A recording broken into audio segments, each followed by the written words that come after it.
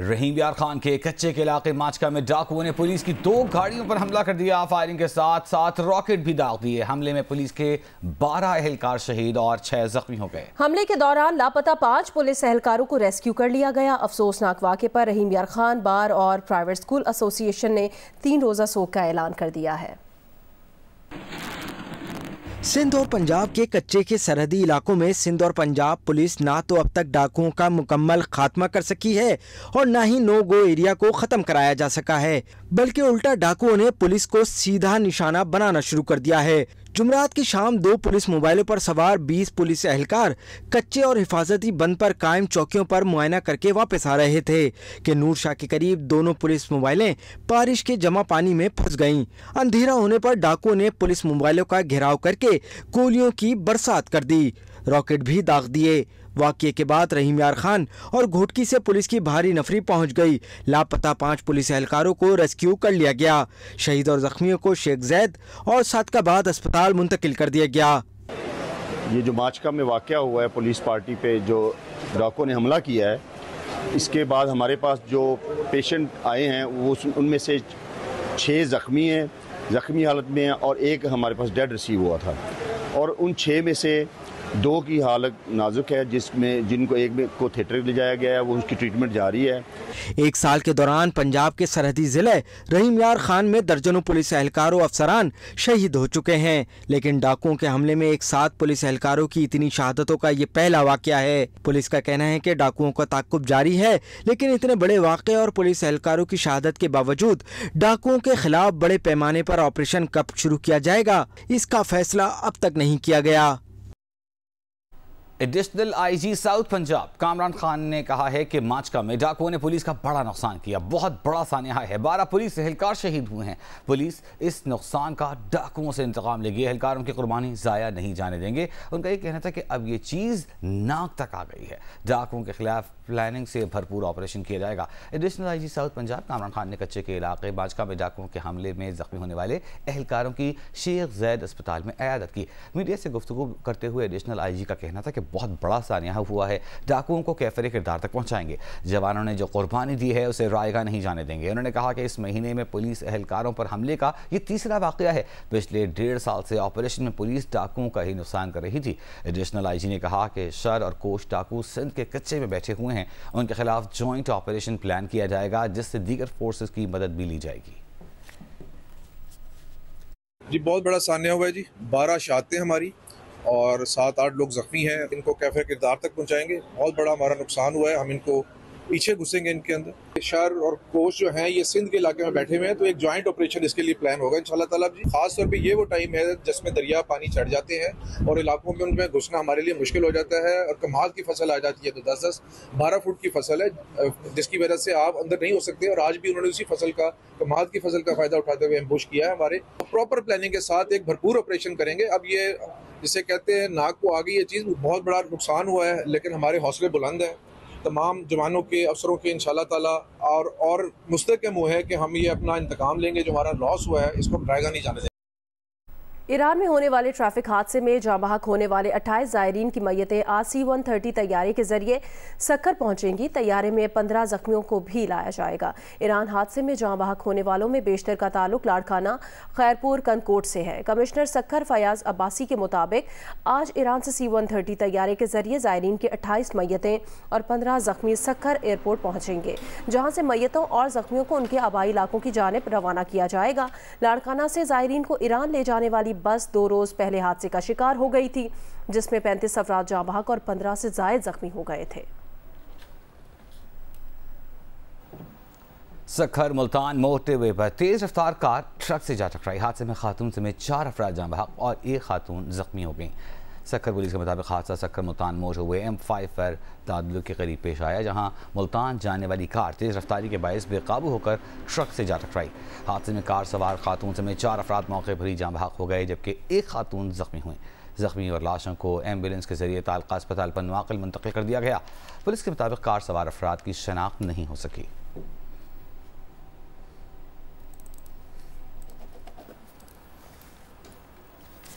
कारसाज पर 3 रोज पहले गाड़ी की टक्कर से बाप और बेटी की हलाकत के मामले में नया इंकिशाफ हुआ है।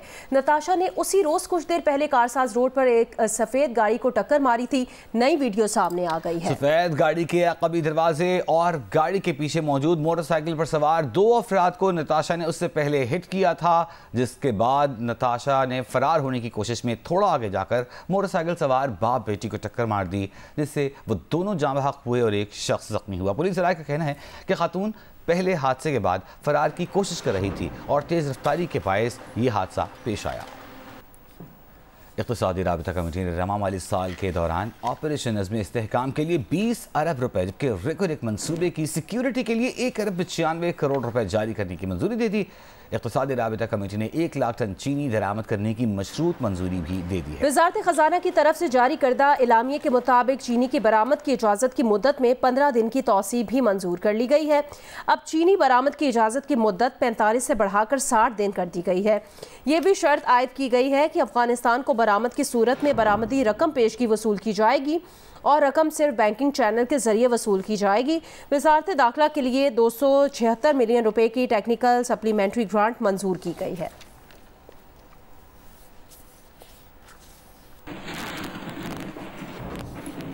वज़ीर आज़म शहबाज शरीफ से पीपल्स पार्टी के चेयरमैन बिलावल भुट्टो जरदारी के वफ्द के हमरा मुलाकात। ज़राए का कहना है मुल्की सियासी सूरत हाल पर तबादला ख्याल के अलावा पंजाब में पीपल्स पार्टी के तहफ़्फ़ुज़ात पर बातचीत की गई है। वज़ीर आज़म ने पीपल्स पार्टी की क़यादत को आइंदा दिनों होने वाली अहम कानून साजी पर एतमाद में लिया, जिसके लिए कौमी असम्बली का इजलास पीर को बुलाए जाने का इम्कान है। जुमेरात के रोज़ वज़ीर आज़म शहबाज शरीफ ने बिलावल भुट्टो जरदारी के एजाज़ में शाइया दिया, जिसमें पीपल्स पार्टी के रहनुमा नवीद कमर, राजा परवेज़ अशरफ और शेरी रहमान उनके हमराह थे, जबकि मुस्लिम लीग नून की जानिब से वज़ीर आज़म शहबाज शरीफ, इसहाक़ डार, राना सनाउल्लाह ने शिरकत की। ज़राए के मुताबिक मुलाकात में मुल्की सियासी सूरत हाल समेत अहम उमूर पर तबादला ख्याल किया गया।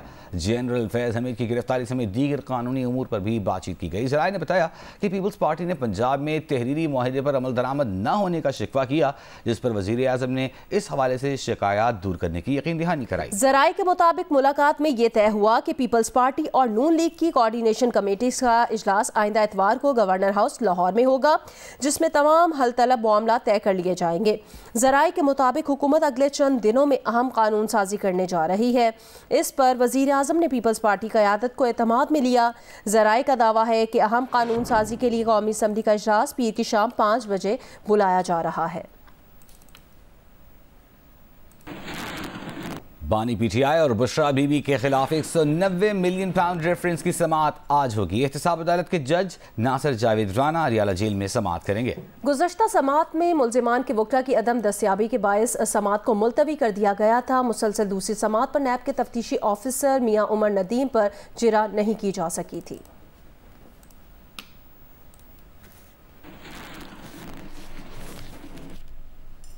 सुप्रीम कोर्ट ने पार्लियामेंट की मुत्तफ़िका करारदाद, इस्लामी नज़रियाती काउंसिल की सिफारिशात और जय्यद उलमाए किराम की आरा की रोशनी में वफाकी हुकूमत की दरख्वास्त मंजूर करते हुए मुबारक सानी केस का मुख्तसर हुक्म सुना दिया। अदालत ने अपने मुख्तसर हुक्म में बायस एतराज़ पैराग्राफ्स को हज़फ करने का हुक्म दिया और करार दिया कि इन पैराग्राफ्स को बतौर अदालती नज़ीर किसी अदालत में पेश नहीं किया जा सकेगा। देखिए नुमाइंदे खुसूसी अब्दुल क़य्यूम सिद्दीकी की report. Chief justice Pakistan justice Qazi Faez Isa की सरबराही में जस्टिस अमीनुद्दीन खान और जस्टिस नईम अफगान पर मुश्तमिल बेंच ने समाअत की। चीफ जस्टिस ने मुख्तसर हुक्म उर्दू में पढ़कर सुनाया। समाअत में अटॉर्नी जनरल पाकिस्तान समेत जय्यद उलमाए कराम ने दलाइल दिए। अदालती कार्रवाई सुबह 11:30 बजे शुरू हुई, जो शाम 4:30 बजे तक जारी रही। इस दौरान अदालत ने 2 मरतबा वक्फा भी किया। सुप्रीम कोर्ट ने मुख्तसर हुक्म में करार दिया कि वफाक पाकिस्तान की जानिब से मुबारक सानी केस में दरखास्त दाखिल की गई। इस हवाले से पार्लियामेंट ने मुत्तफ़िका करारदाद भी मंजूर की और जय्यद उलमाए कराम के नाम तजवीज़ करते हुए उनकी आरा की रोशनी में मुबारक सानी केस में तस्हीह की इस्तदा की। अदालत ने इन उलमाए कराम को नोटिस जारी किया। मुख्तसर फैसले में कहा गया कि मुफ्ती तकी उस्मानी ने तरकिया से, जबकि सैयद जवाद नकवी ने लाहौर से वीडियो लिंक पर दलाइल दिए। मुख्तसर फैसले में कहा गया है कि अदालत के रूबरू मौलाना फजलुर रहमान, मुफ्ती शेर मोहम्मदवी, मौलाना तैयब कुरैशी, साहिबजादा अबुल खैर, मोहम्मद जुबैर, मौलाना अताउर रहमान पेश हुए, जबकि मुफ्ती मुनीबुर रहमान, हाफिज नईम और प्रोफेसर साजिद मीर की जानिब से बिलतरतीब राव अब्दुल रहीम, फरीद पराचा, हाफिज एहसान एडवोकेट सुप्रीम कोर्ट और मुफ्ती अब्दुल रशीद पेश हुए। मुख्तसर हुक्म में कहा गया है कि उलमाए कराम ने फैसले के मुख्तलिफ पैराग्राफ पर एतराजात उठाए और उन्हें फैसला से हज़फ करने पर दलाइल दिए। अदालत दलाइल सुनने के बाद इस्लामी नज़रियाती कौंसिल की राय पर गौर करने के बाद वफाक की दरखास्त मंजूर करती है और अपने 6 फरवरी और 24 जुलाई के हुक्म की तस्दीक करते हुए मोतरज़ा पैराग्राफ फैसलों से हज़फ करने का हुक्म देती है और ये हुक्म भी देती है कि इन पैराग्राफ को बतौर अदालती नज़ीर किसी अदालत में पेश नहीं किया जा सकता। मुख्तसर हुक्म में कहा गया है कि मुबारक सानी केस ट्रायल कोर्ट कानून के मुताबिक फैसला करे।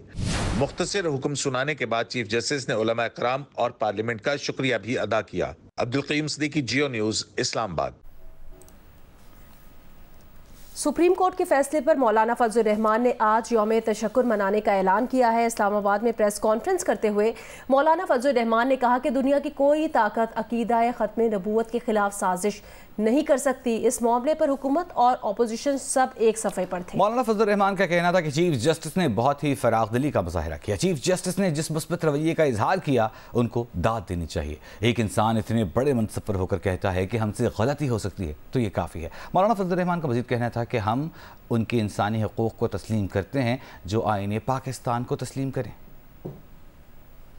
कि कल पूरे मुल्क में यौम जुमा को बतौर यौम तशक्कुर मनाया जाएगा और दुनिया की कोई ताकत इस अक़ीदे के ख़िलाफ़ न कोई साजिश कर सकेगी न उनकी साजिश चल सकेगी। ये उम्मत की आवाज़ है, ये पूरी कौम की आवाज़ है। सुप्रीम कोर्ट का भी शुक्रिया अदा करता हूँ, मैं पार्लियामेंट का भी शुक्रिया अदा करता हूँ कि इस मौजू पर जब पार्लियामेंट में बात हुई तो सारी पार्लियामेंट एक तरफ थी, एक पेज पर थी, हुकूमत भी, हिज़्ब इख्तिलाफ भी, और इस मसले पर कोई इख्तिलाफ राय नहीं था।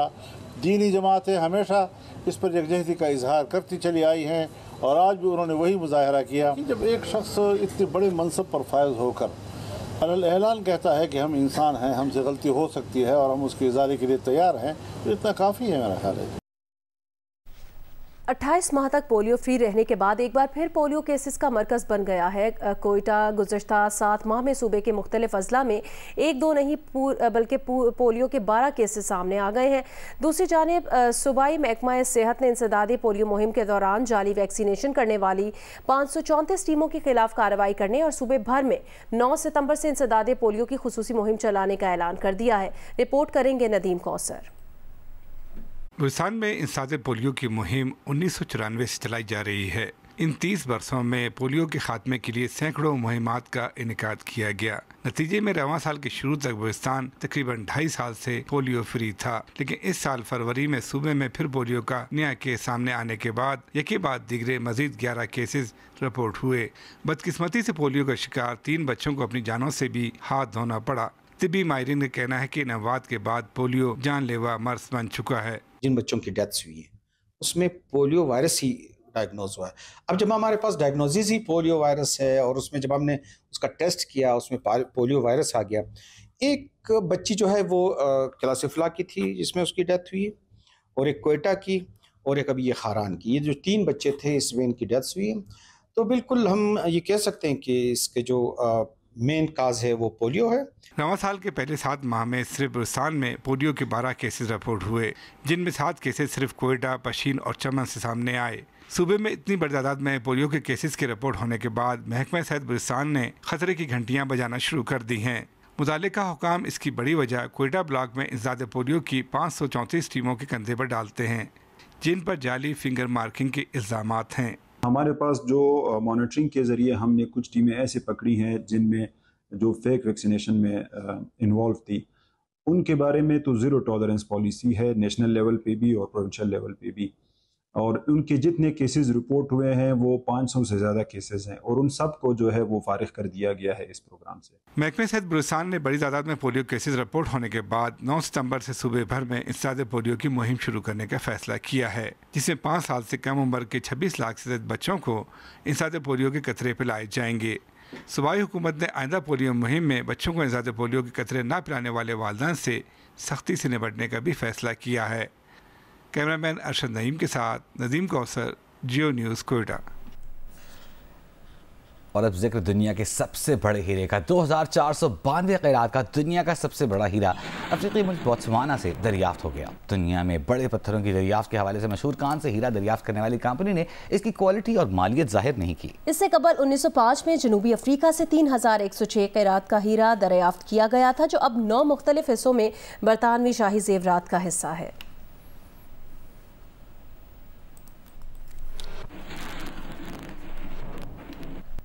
Floral art society of Pakistan के गार्डेनिया चैप्टर की जानिब से कराची में फूलों और दरख्तों से बनाए गए आर्ट की नुमाइश का इनेकाद किया गया।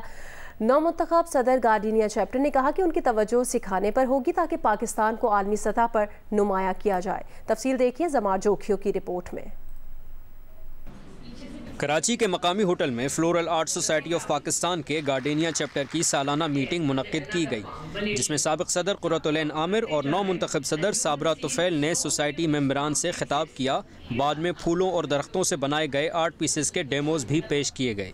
नई सदर साबरा तुफैल ने कहा कि उनकी कोशिश रहेगी कि पाकिस्तान आलमी सतह पर कामयाबियां हासिल करता रहे। मेरा मकसद यही है टीचिंग और वर्कशॉप्स, और बाहर जाएं कंपटीशन में और जीत कर आएँ। साबिक सदर कुर्रतुल-ऐन आमिर ने कहा कि वो आलमी सतह पर पाकिस्तान का नाम तो रोशन करते हैं, मगर हुकूमत इस सिलसिले में कोई मदद नहीं करती। अब बहुत लोगों को पता चल रहा है, जैसे हमारे हॉर्टिकल्चर शो होते हैं, आपने सीवीओ पे देखा होगा, उसमें भी हमारे डिज़ाइंस होते हैं, हमारे स्टॉल्स होते हैं। बहुत से लोगों को हम अवेयरनेस देते हैं जो कि जिनको नहीं पता, लेकिन ये है कि हमें गवर्नमेंट की तरफ से कोई वो नहीं है। तकरीब में ख़वातीन का फैशन मुकाबला भी हुआ, जिसमें 3 ख़वातीन में इनामात तकसीम किए गए। कैमरामैन नासिर अली के साथ जमार जोखियो, जियो न्यूज़, कराची।